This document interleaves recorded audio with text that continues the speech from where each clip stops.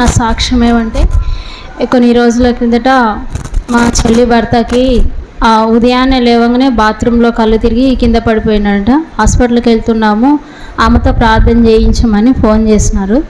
వెంటనే అమ్మకు నేను మెసేజ్ పెట్టినాను. ఉదయకాలం కాబట్టి నేను ఉదయాన్నే అమ్మకు మెసేజ్ పెట్టినాను. అమ్మ నేను ప్రార్థన చేస్తానులేమ్మా, ఏం భయపడొద్దండి అని సాక్ష్యం చెప్తానని ప్రేయర్ చేసుకోమ్మా అని చెప్పింది. అదేవిధంగా నేను కూడా ప్రేయర్ చేసుకున్నా, ప్రభా నీ రిపోర్ట్స్ నార్మల్ రావాలి, నీ సన్నిధానంలో నేను సాక్ష్యం చెప్తానని. అదేవిధంగా దేవుని మహాకృపను బట్టి అమ్మగారి ప్రార్థనను బట్టి అన్ని నార్మల్స్ రిపోర్ట్స్ వచ్చినాయి. అందుని బట్టి దేవ వందనాలు.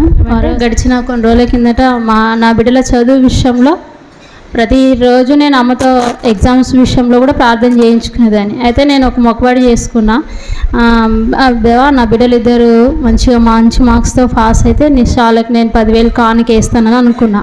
అయితే అందుని బట్టి మేలు చేసిన దేవాతి దేవునికి వందనాలు. నిరంతరం విసుకక ప్రతి మెసేజ్కి అమ్మ రిప్లై ఇస్తూ ధైర్యపరుస్తూ ప్రార్థిస్తున్న అయ్యగారికి అమ్మగారికి నా యొక్క వందనాలు. ఇక్కడ వచ్చిన మీ అందరికీ నా యొక్క వందనాలు. నా కుమారుడు నంద్యాల నుండి ఇంటికి వచ్చినాడు. వారికి చిన్న గుళ్ళలాగా అవి పుండులాగా ఉండేవి. దేవాన్ని సన్నిధానంలో వచ్చి నేను సాక్ష్యం చెప్తాను అనుకున్నాను. ఎంతగా వెనుకబడిపోయాను. దేవుడు నా కుమారునికి ఎంతగా స్వస్థత ఇచ్చాడు. మరొక సాక్ష్యం ఏమంటే నా జీవితంలో ఒక దినము చాలా భయంకరమైన ఆ దినమే లాస్ట్ అనుకున్నాను, కానీ దేవుడు నన్ను బ్రతికించాడు. దేవునికి వందనాలు. మరొక సాక్ష్యం ఏమంటే నా పెద్ద కుమారునికి ఫీజు కట్టవలసినని అనుకున్నాను, కానీ దేవుడు ఒక తెలియని రీతిగా ఒకసారి 19,000 పడినాయి, ఒకసారి 2,700 పడినాయి. మరొక సాక్ష్యం ఏమంటే మరొకసారి ఫీజు కట్టాలని నా కుమారుడు ఎంతగా నా ఫోన్ బాధతో చేసినప్పుడు మొన్నటి వరకు చాలా బాధపడాను. దేవాన్ని సన్నిధానం వచ్చి నేను సాక్ష్యం చెప్తాను తండ్రి, నా కుమారునికి అన్ని విషయంలో నువ్వు సహాయం దయచేసినట్టయితే దేవుడు నాకు ఎంతగా సహాయం దయచేశాడు. దేవునికి వందనాలు. అమ్మగారు అయ్యగారికి వందనాలు. ఇంటికి వచ్చాడు. వచ్చినాక అమ్మ నాకు ఈ గుండెకాడ చులుక్కుమన్నది అన్నాడు. హాస్పిటల్కి వెళ్ళాము. ఈ పిల్లోనికి పెద్ద కాయనికి తీయాలంట. ప్రభువా నేను బాగా వస్తే సాక్ష్యం చెప్తాను అనుకున్నాను. రిపోర్ట్లు నార్మల్ వచ్చినాయి, బాగుంటుంది. ఇదే నాకు సాక్ష్యం. నది కరవడి మా చెల్లెలి కుటుంబానికి మొత్తం జ్వరం వచ్చింది. వాంతులు బేదులు అయినాయి. చాలా భయపడిపడ్డాం. పిల్లోడు 7 నెలలో పుట్టినాడు. కర్నూలుకి తీసుకెళ్ళాలి అన్నారు.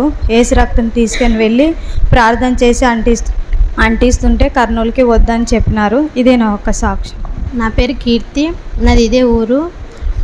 నేను నెల్లూరులో CA చదువుతున్నాను. నా సాక్ష్యం ఏమిటంటే నేను CA ఫస్ట్ అటెంప్ట్లో పాస్ కావాలనుకున్నాను, కానీ నేను చాలాసార్లు అబ్సెంట్ పెట్టినందుకు నేను క్లాస్ సరిగ్గా వినలేదు. దాంతో నేను ఫెయిల్ అవుతాను భయపడిపోయినా. అప్పటికి మా డాడీ నా కోసం 2 lakhs వరకు ఖర్చు పెట్టేశాడు. ఇంకా నా వల్ల కాదు, నేను వచ్చేస్తా అని మా డాడీ కాల్ చేసి నేను వచ్చేస్తా డాడీ అని ఏడ్చా. అప్పుడు మా అమ్మమ్మ ఉండి లేదు నువ్వు ఖచ్చితంగా పాస్ అవుతావు, నేను అమ్మని అడుగుతా అని చెప్పారు.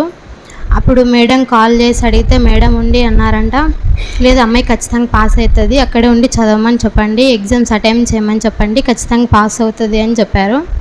అప్పుడు నేను సరే అని ధైర్యం తెచ్చుకొని నేను ఎగ్జామ్స్ రాసా. నేను ఫెయిల్ అవుతా అనుకున్నా, కానీ దేవుడు నాకు ర్యాంక్ వరకు తెచ్చాడు. నేను ఇప్పుడు CAలో ఫస్ట్ ర్యాంక్ వరకు వచ్చాను. నేను మొన్న 2 days అయింది నెల్లూరు నుంచి వచ్చి. ఇప్పుడు నేను వచ్చి సాక్ష్యం చెప్తాను. నా కోసం ప్రేయర్ చేసిన అమ్మగారికి అయ్యగారికి ఇక్కడికి వచ్చిన వాళ్ళందరికీ వందనాలు. అమ్మగారికి వందనాలు, ఇక్కడ వచ్చిన అందరికి వందనాలు.